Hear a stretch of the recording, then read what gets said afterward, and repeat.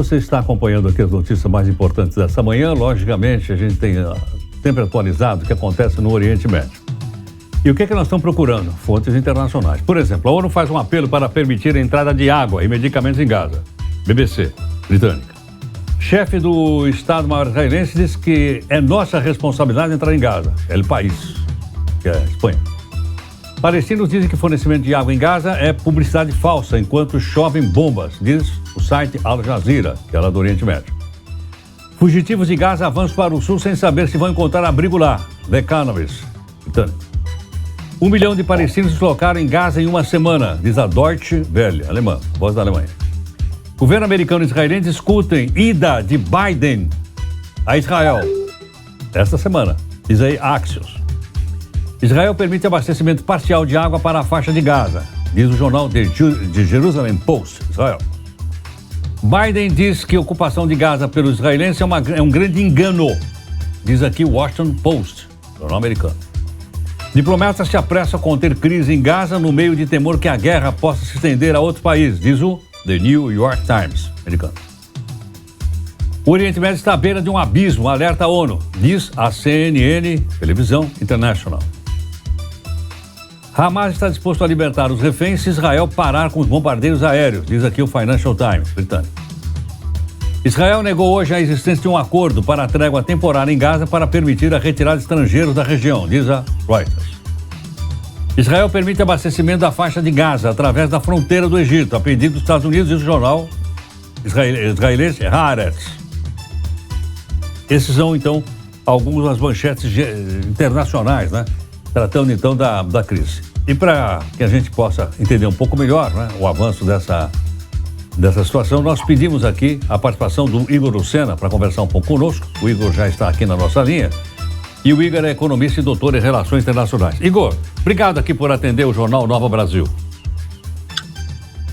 Nada, bom dia, Heródoto, bom dia a todos.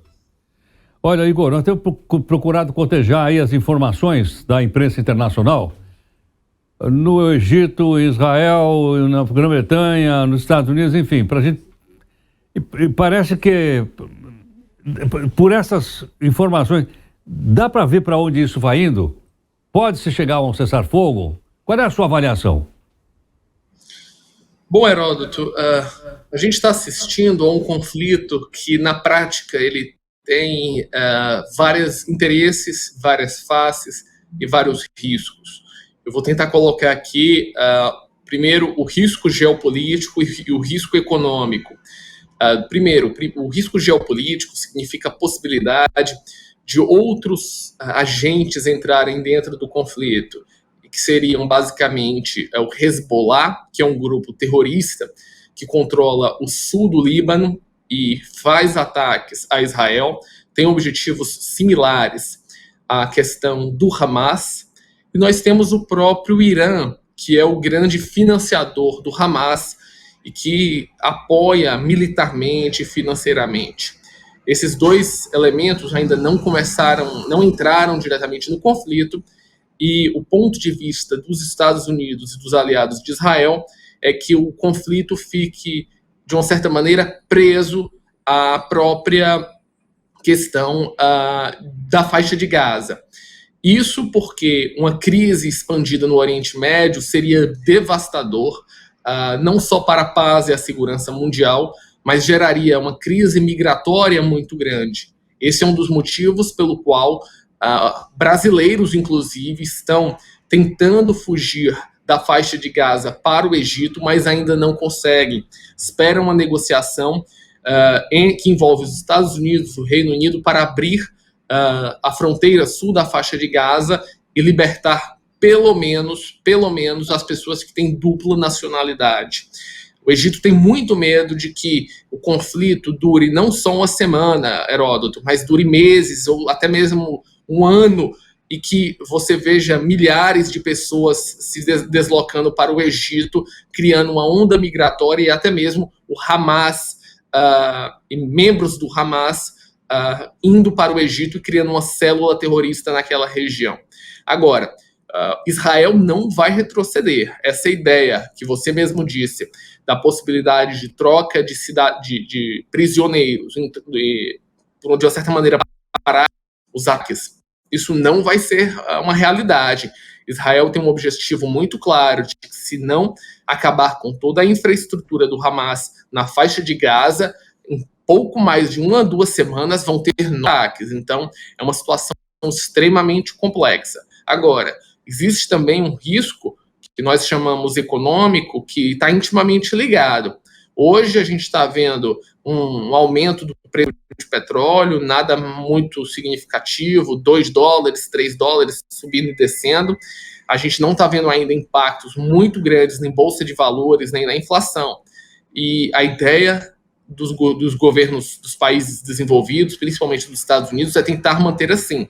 Entretanto, segundo os órgãos internacionais de análise, principalmente o Fundo Monetário Internacional, caso nós tenhamos uma entrada real do Irã, por exemplo, o Irã atacar diretamente Israel, ou Israel atacar juntamente com os Estados Unidos os poços iranianos, ou até mesmo as refinarias iranianas, o preço do barril de petróleo, que hoje está em torno de $87, pode chegar a $130, o que seria catástrofe para a economia mundial. A gente entraria numa recessão global, mais de 1,5% de recessão, e a inflação do mundo inteiro poderia subir 1%.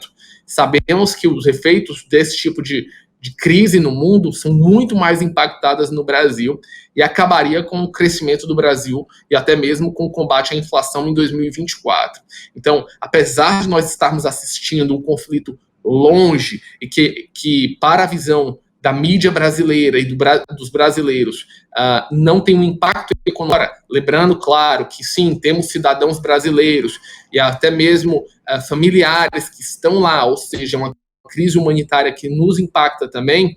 O grande problema dessa crise é que ela pode se tornar crise de refugiados sem tamanho e, ao mesmo tempo, impactar toda a economia mundial. E sabemos que quando um problema desse impacta a economia, nações que são mais beligerantes tentam acusar as outras, e isso pode ser muito perigoso no médio prazo. Igor, pelo que já aconteceu até agora, isso pode derrubar em algum ponto percentual o produto interno bruto do mundo neste ano ou ainda não?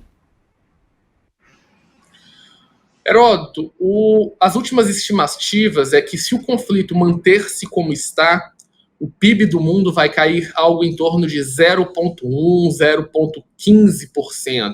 E a inflação global deve aumentar algo em torno de 0,2%. Ou seja, é negativo, são dados negativos, mas são dados de fato controláveis.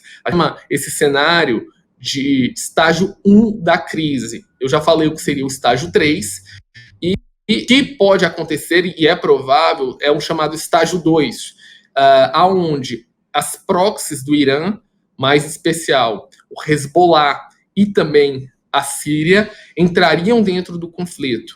Se isso acontecer, a gente vai ver uma queda do PIB global, algo em torno de 0,3% a 0,4%. É mais perigoso, sim, mas ainda não é uma catástrofe. E o preço do barril de petróleo pode subir até $10. Esse cenário pode ser mais crível ao longo dos próximos dias. A gente vai ver isso com os ataques, né? Ontem mesmo, jatos de Israel sobrevoaram o Líbano, sobrevoaram Beirute, e há uma inclinação de que, apesar do governo do Líbano não controlar o Hezbollah, Israel pode sim responsabilizar o Líbano por ataques do Hezbollah ao território israelense. Então, esse cenário 2 é ruim, não é um bom cenário, mas em relação ao terceiro, que seria uma guerra aberta com o Irã, é preferível que a gente fique mais ou menos onde nós estamos. Eu não vejo uma possibilidade real de que essa guerra vai passar, vai ser algo simples. Para quem não conhece a Guerra do Yom Kippur, ainda com a ex-primeira-ministra Golda Meir, um dos pontos principais dessa guerra foi de que, se Israel não avançasse até as últimas consequências contra, na época, o Egito, que era o seu grande inimigo, eles não seriam respeitados e teriam um conflito em meses subsequentes. Parece muito a história se repetindo. Se Israel não destruir toda a infraestrutura na faixa de Gaza referente ao Hamas, em poucos meses Israel será atacada de novo. Então, de fato, vai ser um conflito que, infelizmente, vai trazer bastante vítimas. E lembrando, o Hamas é uma organização terrorista e, de longe, não representa os interesses e nem o ideal do Estado palestino. Se representasse, não colocaria a vida dos palestinos em um risco tão grande como nós estamos assistindo hoje.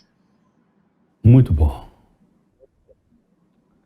Muito obrigado, Gil, pela participação mais uma vez e pela clareza dos seus esclarecimentos para a gente poder pensar e formar nossa própria opinião também. Igor Lucena, economista e doutor em Relações Internacionais. Igor, muito grato pela gentileza mais uma vez. Muito obrigado, um grande abraço, Robert, e bom dia. Vai ficando mais claro, a gente vai olhando aqui, vai olhando ali, enfim.